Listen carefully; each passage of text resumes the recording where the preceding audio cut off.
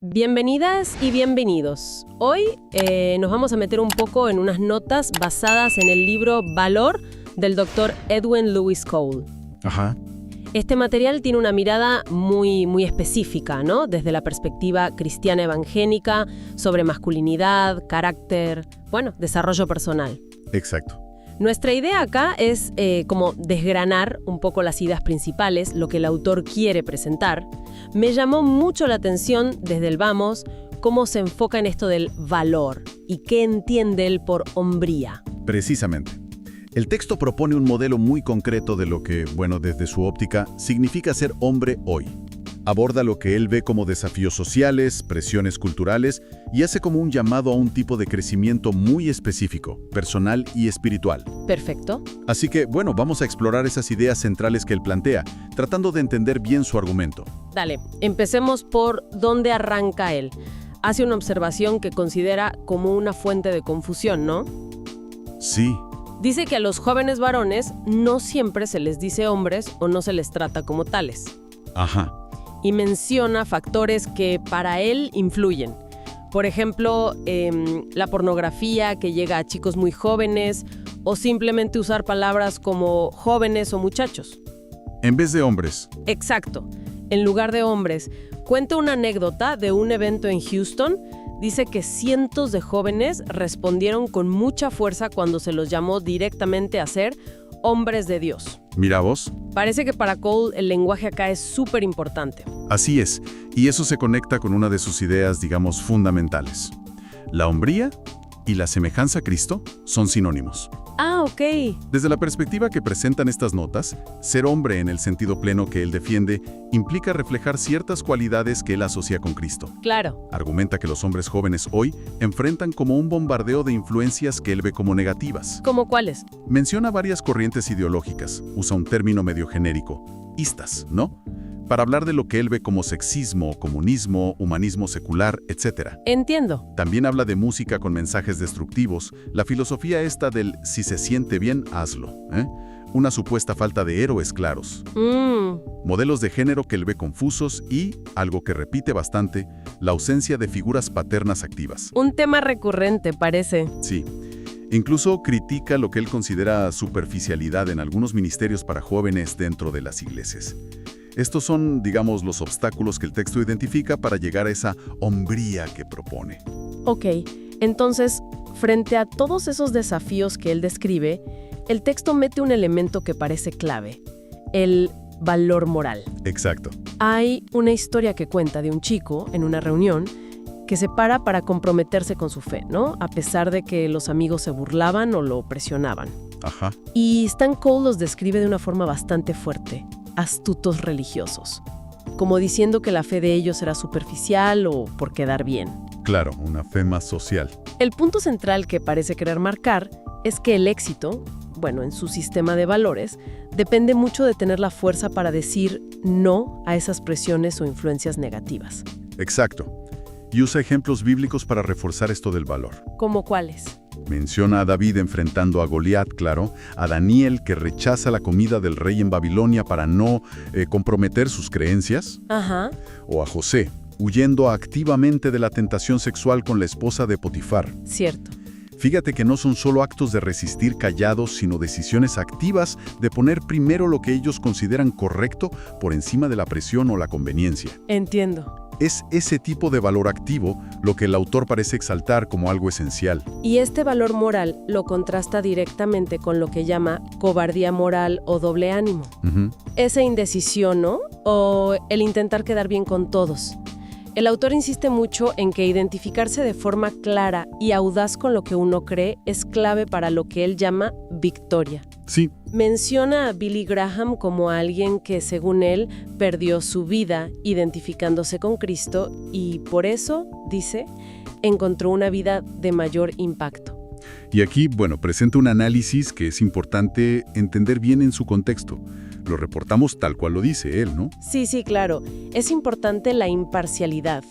El autor argumenta que otros grupos, y ojo, cita explícitamente a comunistas y activistas homosexuales, Mira. según él, logran influencia justamente a través de una identificación igual de audaz y sin concesiones con su causa. Ok. Es fundamental señalar que esta es la perspectiva y el análisis que presenta la fuente. Colley usa estos ejemplos para decir que la audacia en identificarse es como un patrón universal para ganar influencia, sin importar la ideología. Entendido. Su punto no es valorar esas causas, sino la estrategia. Exacto. Destacar la estrategia de identificación audaz como algo efectivo. Entendido. Pasemos ahora a otra distinción que hace el autor, que me pareció interesante. La diferencia entre personalidad y carácter. Ah, sí. Eso es central en su argumento. Dice que la personalidad es lo que mostramos, lo público, mientras que el carácter se forja en privado, en las decisiones que nadie ve. Tal cual. Resalta la idea de que honrar a Dios en privado es lo que construye un carácter fuerte, que después, se ve públicamente. Sí, y de nuevo recurre a figuras bíblicas para ilustrarlo. ¿A quiénes menciona? Habla de José en Egipto, que mantuvo su integridad en privado y después fue exaltado públicamente. De Mardoqueo en la historia de Esther, ¿te acordás? Su lealtad privada fue recompensada. Claro. Y los jóvenes hebeos en el horno de fuego se negaron a comprometer su fe en privado, frente a la estatua, y fueron protegidos y honrados en público. El mensaje es que la integridad privada es la base del honor público, según esta visión. Exactamente. Esa es la idea que quiere transmitir con esos ejemplos. Y lo contrasta con ejemplos de carácter comprometido, ¿no? Claro, menciona el escándalo de Watergate como un caso del mundo secular, ¿no? De cómo acciones privadas incorrectas tuvieron consecuencias públicas tremendas. Y la historia bíblica de los hijos del sacerdote Elí, que su comportamiento privado, deshonroso, les trajo un juicio público. El mensaje parece ser: lo que haces en secreto, tarde o temprano, sale a la luz. Queda claro. Y dentro de esta parte del carácter privado, el texto también incluye advertencias bien específicas sobre la tentación sexual y el impacto de la pornografía. Ajá. Argumenta que no se puede consumir ese tipo de material sin que haya consecuencias espirituales. Y para mostrar las consecuencias negativas de no enfrentar el pecado sexual en privado, ¿Qué cuenta? relata la historia de un tal Keith, un oficial militar que le escribió. Según el texto, este Keith no confrontó este tema en privado, y eso terminó en acusaciones públicas de abuso, la ruina de su carrera y la destrucción de su familia. Fuerte. Sí, y Cole usa esa historia para subragar su principio de que el poder de Dios se libera en la medida en que se ejerce obediencia, y no más. O sea, la obediencia privada o la falta de ella tiene poder real. Esto nos lleva a otro concepto central que él desarrolla bastante, la idea de liberación a través del perdón. Y pone un foco muy particular en perdonar a los padres. Sí, eso es un eje muy importante en el texto. Argumenta que no perdonar a los padres es como retener sus pecados o sus patrones negativos dentro de uno mismo. ¿Podrías explicar un poquito más cómo presenta él ese mecanismo? Claro. Cole presenta el perdón, sobre todo hacia las figuras paternas, no solo como algo para sanar emocionalmente, sino como un mecanismo espiritual casi, tangible, para romper ciclos negativos de generación en generación. Interesante. Comparte varias anécdotas para ilustrarlo de forma muy gráfica. Está la historia de un hombre en un retiro en Colorado. Lo describe como grande, rudo, que experimenta una liberación física y emocional tremenda. Dice, como si 10 toneladas salieran de él al perdonar a sus padres adoptivos y biológicos por el abandono y el odio que sentía. ¡Wow! ¡Qué imagen! Y hay más ejemplos, ¿no? Sí. También cuenta la experiencia de Dwayne, un joven ministro que, según el texto, luchaba con la lujuria. Y Cole conecta esa lucha directamente con que Dwayne había visto la infidelidad de su padre y le guardaba resentimiento por eso. Al guiarlo a perdonar al padre, el texto dice que Dwayne se liberó de esa atadura específica. Increíble cómo lo conecta. Y otro ejemplo es el testimonio de un tal Rob Rogers sobre su trabajo con jóvenes en centros de rehabilitación de desafío juvenil, Teen Challenge. Describe cómo muchos de estos chicos, a menudo muy endurecidos por la adicción y vidas difíciles, experimentaban una transformación profunda al perdonar a padres ausentes, abusivos o incluso hermanos que los habían lastimado. Entonces, el hilo que une todas estas historias parece ser que el perdón, sobre todo a los padres, se presenta como la llave para liberarse de patrones heredados o internalizados, como el odio, la lujuria, la amargura. Exactamente. Y Cole lo conecta directo con la madurez y con aceptar la responsabilidad personal. Ah, ok. Usa la historia de Tom, un hombre cuyo padre era muy activo en la iglesia, pero emocionalmente ausente en casa. Tom creció resentido con Dios y con su padre, y ese resentimiento, dice el texto, le afectó toda su vida adulta. Recién cuando Tom, ya grande, pudo perdonar de a poco a su padre, empezó a sentir plenitud. ¡Qué proceso! Y la conclusión que saca la fuente es clara. La madurez no es un tema de edad, sino de aceptar la responsabilidad por tu propia vida. Y el perdón es un paso clave para dejar de culpar a otros y asumir esa responsabilidad.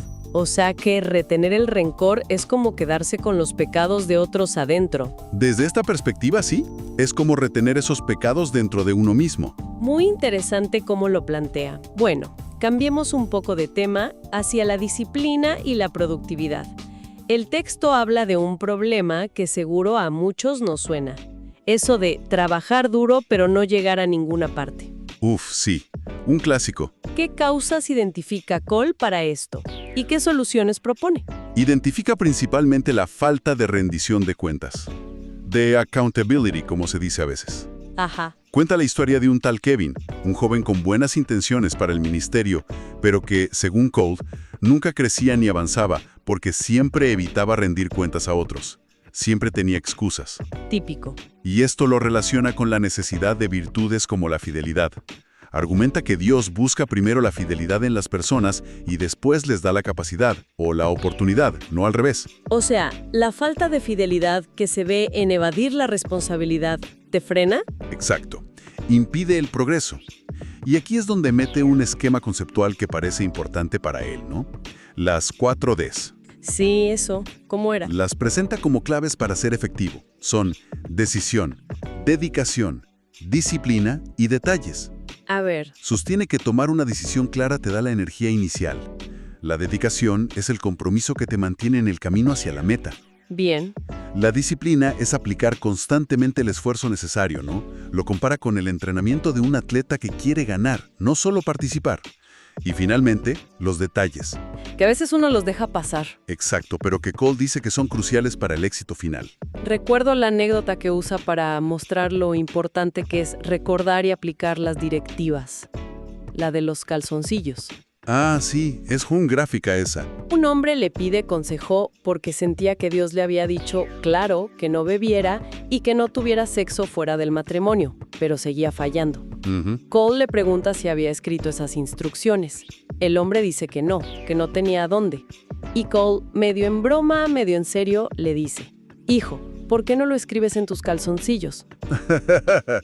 Jasha, ¿sí? Más allá de lo llamativo, ¿cuál es el principio de fondo acá? El principio es la importancia tremenda que Cole le da al acto de escribir las cosas. No solo como un recordatorio. No, mucho más. Argumenta que escribir que ayuda activamente a aprender y a retener la información de verdad. Lo diferencia de estudiar solo para pasar un examen sin entender a fondo. Ah, mira. Y también lo ve como una herramienta espiritual potente. Contrasta a David, que escribía salmos y podía releerlos para fortalecerse en Dios en momentos difíciles. Claro. Con el rey Saúl, que no escribía, y según Cole, terminó espiritualmente débil y derrotado. Entonces, escribir no es solo para organizar tareas, sino para meterte los principios adentro y fortalecer tu convicción. Exactamente. Cole critica lo que llama pereza mental y la procrastinación, y ve la escritura como un antídoto. Ajá. Menciona ese principio práctico de sobre el papel, fuera de la mente, como una forma de manejar los detalles y liberar espacio mental. Útil. Y urge a aplicar esta disciplina a la vida espiritual. Tomar una decisión firme por Dios, dedicarse a seguirlo, disciplinarse en obedecer cada día y, clave, anotar lo que aprendes, las revelaciones que tenés, las instrucciones que sentís que recibís de Dios. Una disciplina concreta. Sí, que él considera esencial para crecer y para no caer en lo que llama la trampa de ser consentido o indisciplinado, lo cual argumenta te impide alcanzar tu potencial. Todo esto parece ir construyendo hacia una meta final, una aspiración que el autor presenta. Llegamos a la idea de convertirse en un campeón para Dios. El clímax de su argumento, podríamos decir. ¿Y cómo define Cole a un campeón? porque suena fuerte. Su definición es bien específica y la verdad bastante motivadora. Dice: los campeones no son los que nunca fracasan, sino los que nunca se rinden. Ah, bueno, eso cambia la perspectiva. Sí, cuenta que se lo dijo un joven que dudaba en comprometerse por miedo a fallar. Para Cole, el posible fracaso no es excusa para no comprometerte con lo que crees correcto o con el llamado que sientís. La perseverancia frente a la dificultad, eso es lo que marca el campeón. Y conecta esta idea con una palabra hebrea específica, ¿no? Heber. Sí, le dedica un tiempo a explicar esa palabra. Señala que Heber significa héroe, hombre valiente, campeón. Ajá. Y destaca que incluso se usa en una profecía de Isaías para describir al Mesías como el Gibor, que él traduce como campeón poderoso. Mira qué conexión. Y a partir de ahí, presenta la idea de que los creyentes están llamados a formar parte de lo que él llama un equipo de campeones de Dios. A ser los Heber modernos, hombres y mujeres valientes y perseverantes. Para bajarlo a tierra, da ejemplos de quienes considera él campeones. Sí, concluye con una serie de ejemplos bíblicos y contemporáneos, que para él encarnan esta mentalidad de campeón. ¿Quiénes? Menciona a los 3 jóvenes hebreos en el horno, destacando que los acompañaba una cuarta figura descrita como un Heber. Habla de Ananías, que superó su miedo para obedecer a Dios y orar por Saulo, quien después sería Pablo. Claro. Menciona a Josué, desafiando al pueblo de Israel a decidir firmemente a quién iban a servir. Y también ejemplos más de ahora, decías. Así es. Comparte historias de gente que conoció o cuyo ministerio lo impactó. Nombra a Casey Treat, que según cuenta superó una adicción a las drogas para fundar una iglesia influyente. Habla de Jim, un estudiante que al comprometerse con su fe, transformó el ambiente de su escuela. Menciona a un pastor que tomó la decisión difícil de parar su ministerio público para enfocarse en sus hijos adolescentes que estaban en crisis.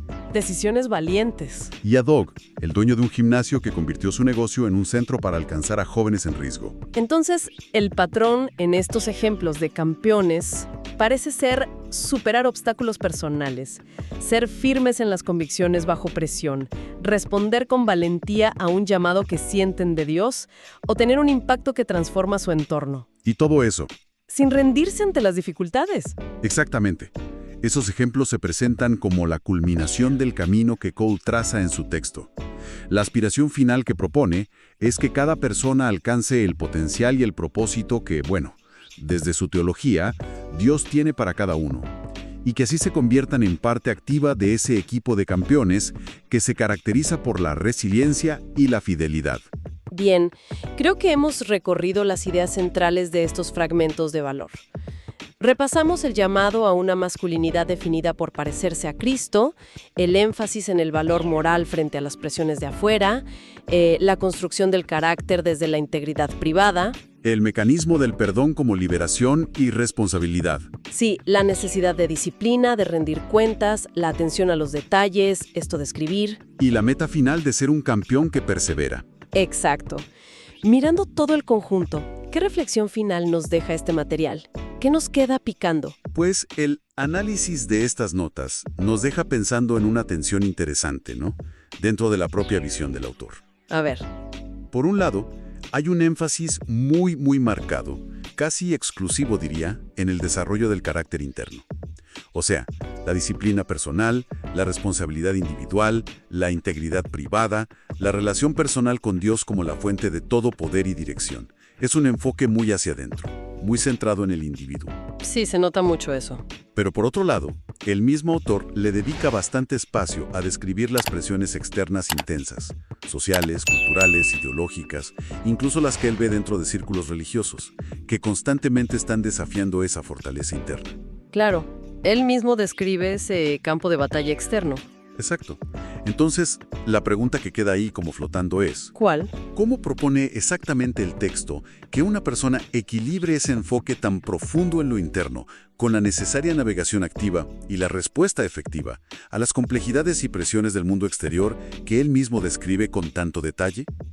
Buena pregunta. El texto se enfoca muchísimo en construir la fortaleza interior, pero ofrece una guía igual de detallada sobre cómo interactuar, ya sea constructiva o estratégicamente, con esas fuerzas externas una vez que tenés ese carácter cultivado. Queda como un punto para seguir pensando, ¿no? Sí, es una cuestión interesante para reflexionar sobre cómo se aplican estas ideas en el mundo real, más allá de la fortaleza interna.